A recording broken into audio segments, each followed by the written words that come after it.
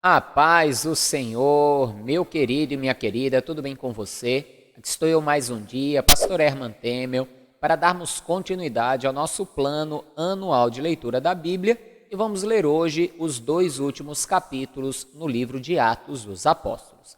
Mas antes disso, se você ainda não se inscreveu aqui no canal, inscreva-se, me ajude assim a crescer aqui na plataforma do YouTube e a alcançar mais pessoas com a santa e bendita palavra do Senhor.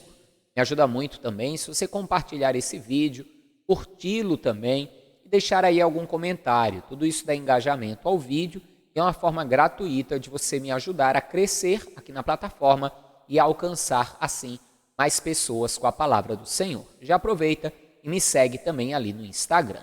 E você que recebeu o link deste vídeo compartilhado por alguém e ainda não assistiu os vídeos anteriores desse plano de leitura, é bem interessante que você assista desde o vídeo 1, já estamos bem adiantados, chegando no finalzinho desse plano de leitura, e é bem interessante que você comece no início, no começo, para que você tenha acesso à playlist completa na descrição desse vídeo, e aqui nos cards eu deixarei o link da playlist, amém?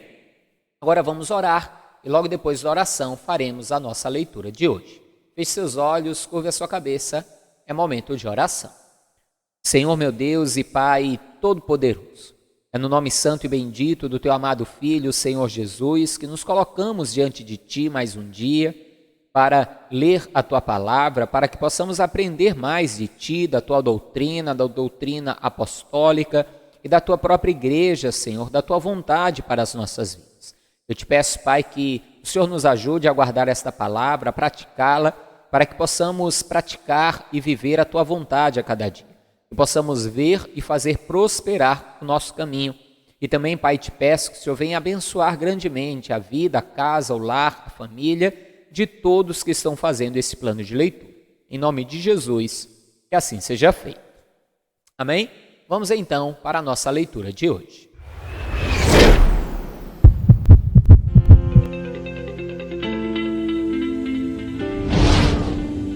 Então, foi determinado que navegássemos para a Itália.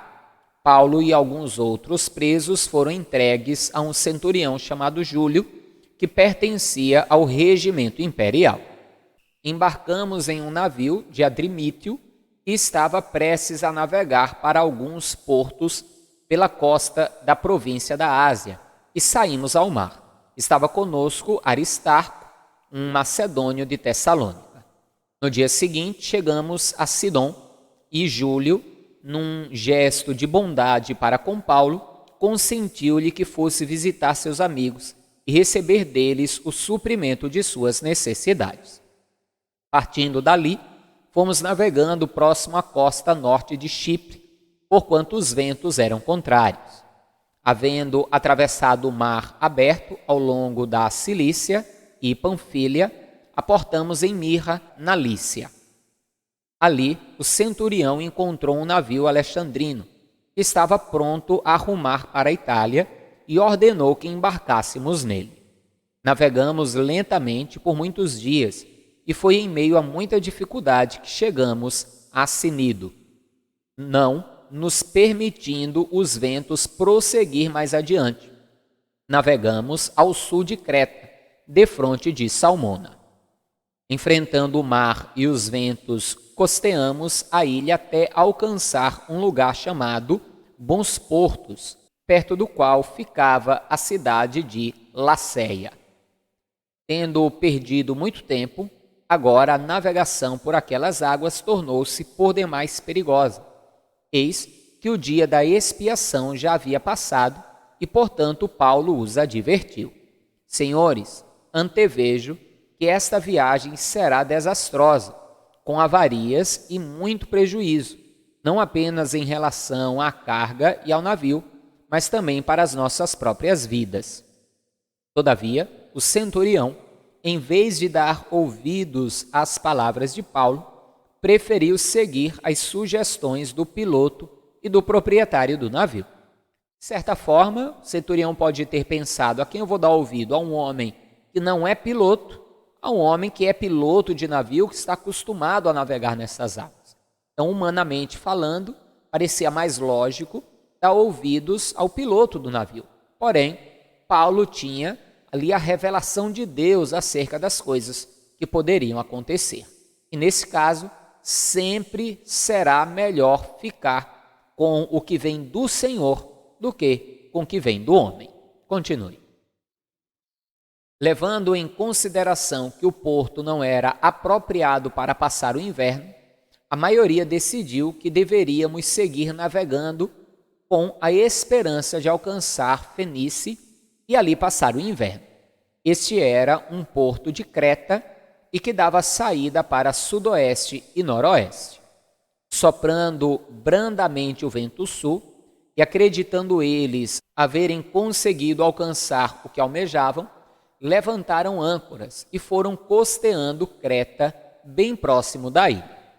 Todavia, pouco tempo depois, desencadeou-se contra a ilha uma espécie de furacão, conhecido como vento nordeste.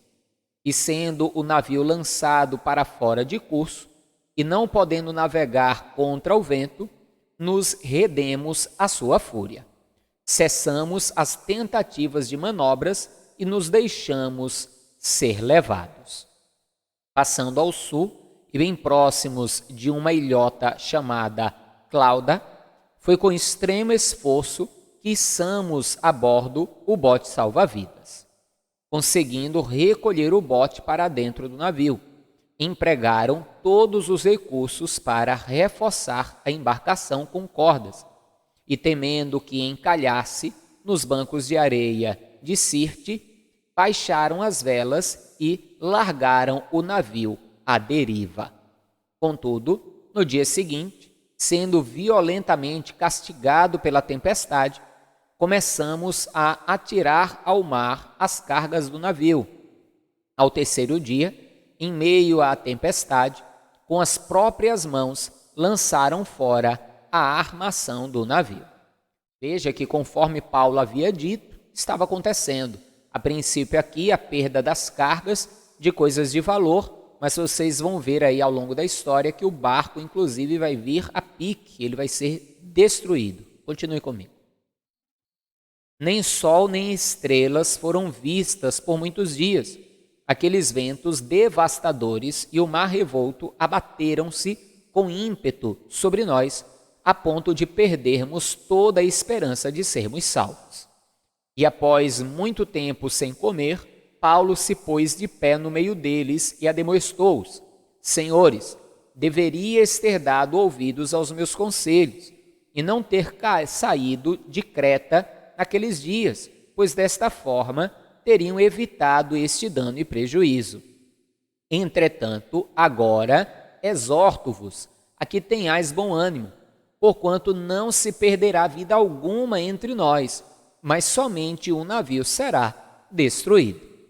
Veja, Paulo faz o alerta e deveriam ter crido nele anteriormente, não para passar na cara daqueles homens, mas para que aquilo que ele está falando agora, as pessoas crescem. Ora, se como ele falou anteriormente aconteceu, o que ele estava falando agora então aconteceria. O navio seria destruído, mas nenhuma vida se perderia.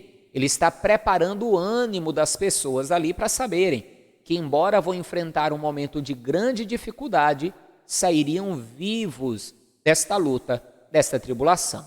Assim como acontece muitas vezes conosco. Deus nos alerta dos perigos para que saibamos que vamos passar por eles, mas que no final das contas sairemos vivos, porque Ele é quem nos guarda. É como Jesus disse: no mundo tereis aflições, mas tenham bom ânimo, eu venci o mundo. Continue. Pois ontem, durante a noite, apareceu-me um anjo de Deus, a quem pertenço e a quem sirvo, e comunicou-me: Paulo, não temas, eis que é imperativo que compareças diante de César, e por isso Deus, por sua graça, te concedeu a tua vida e a de todos os que estão navegando contigo. Portanto, senhores, tende coragem, pois confio em Deus, que tudo se cumprirá conforme me foi anunciado. Certamente seremos arrastados para alguma ilha. Chegou a 14ª noite de agonia e continuávamos sendo impelidos pela tempestade no mar Adriático, quando, por volta da meia-noite, os marinheiros pressentiram que estávamos nos aproximando da terra. Então, lançando a sonda, concluíram que a profundidade era de 37 metros. Pouco tempo mais tarde, lançaram a sonda uma vez mais e verificaram 27 metros. Temendo que fôssemos arremessados contra os rochedos, jogaram da popa 4 âncoras e começaram a rogar para que o amanhecer chegasse logo. E aconteceu que alguns marinheiros, tentando escapar do navio, começaram a baixar o bote salva-vidas ao mar, a pretexto de lançar âncoras pela proa. Então Paulo declarou ao centurião e aos soldados: caso esses homens não permaneçam conosco a bordo, vós não podereis ser salvos. Diante disso, os soldados cortaram as cordas e prendiam o bote salva-vidas ao navio e o deixaram cair ao mar. Logo, aos primeiros sinais do alvorecer, Paulo insistia que todos voltassem a se alimentar, encorajando-os. Hoje já é o 14º dia que estáis em vigília contínua e em absoluto jejum. Eis que agora eu vos exorto a que comais algo, porquanto somente desta maneira podereis sobreviver. Nenhum de vós perderá um só fio de cabelo. E, havendo dito isso, tomou o pão e deu graças a Deus diante de todos. Em seguida, partiu o pão e começou a comer. No momento, todos se reanimaram e também se alimentaram. Estavam a bordo 276 pessoas. Depois de haverem comido até ficarem plenamente satisfeitos, aliviaram ainda mais o peso do navio, lançando todo o trigo ao mar. Quando se fez dia claro, não reconheceram a terra, mas puderam avistar uma enseada, onde havia praia, e decidiram que o melhor seria tentar encalhar o navio ali.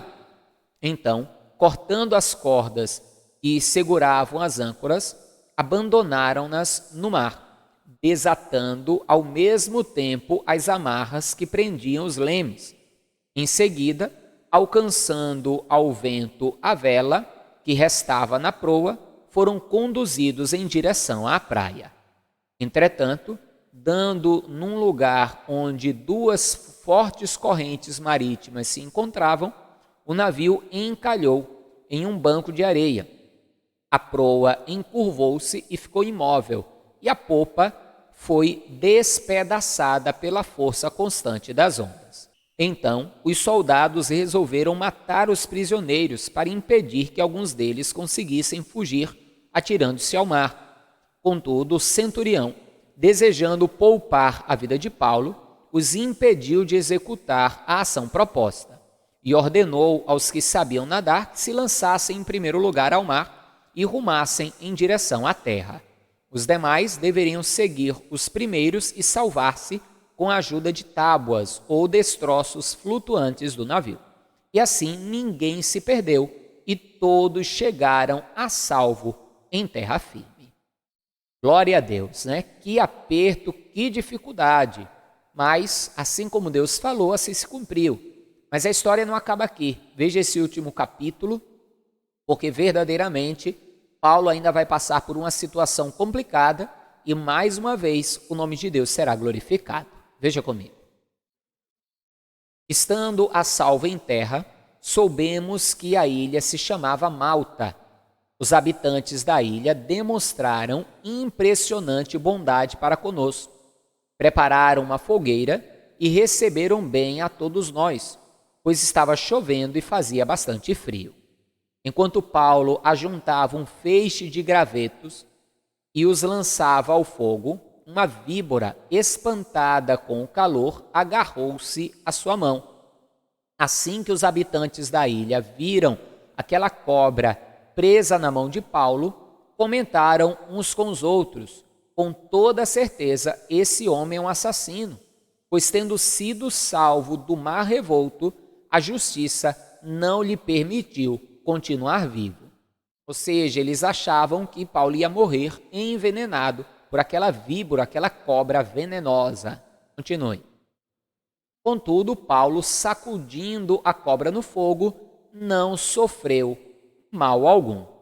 Lembra da promessa ali de Marcos, que se fores mordido por serpente, também não lhe faria mal algum? Pois é, não é a pessoa colocar a mão para ser mordido por uma cobra, mas no caso de Paulo aqui se cumpriu. Não foi que Paulo tentou a Deus manuseando uma cobra, a cobra surgiu, o picou, mas como a promessa de Deus, ele não sofreu dano algum por aquela picada de cobra. Continue. Contudo, Paulo, sacudindo a cobra no fogo, não sofreu mal algum. Eles, porém, acreditavam que Paulo começasse a inchar, ou que caísse morto de um momento para outro. Mas, havendo esperado por muito tempo e observando que nada de anormal lhe acontecia, mudaram de opinião e passaram a exclamar que ele era um deus. Nos arredores daquele lugar havia uma grande propriedade que pertencia a Públio, o principal da ilha. Ele nos convidou a ficar em sua casa e por 3 dias generosamente nos recebeu e nos hospedou. Todavia, seu pai estava muito enfermo, acamado e sofrendo com febre e disenteria. Paulo, então, foi-lhe fazer uma visita e logo depois de orar, impôs-lhe as mãos e o curou.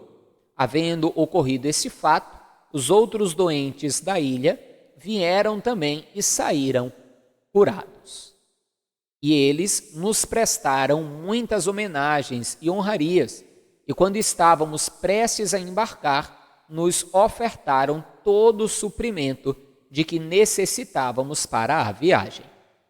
Passados 3 meses, partimos em um navio de Alexandria, que invernava na ilha, o qual tinha como marca a imagem dos deuses gêmeos, Castor e Pollux. E chegando ao porto de Siracusa, permanecemos ali por 3 dias. De lá, costeando, chegamos a Régio.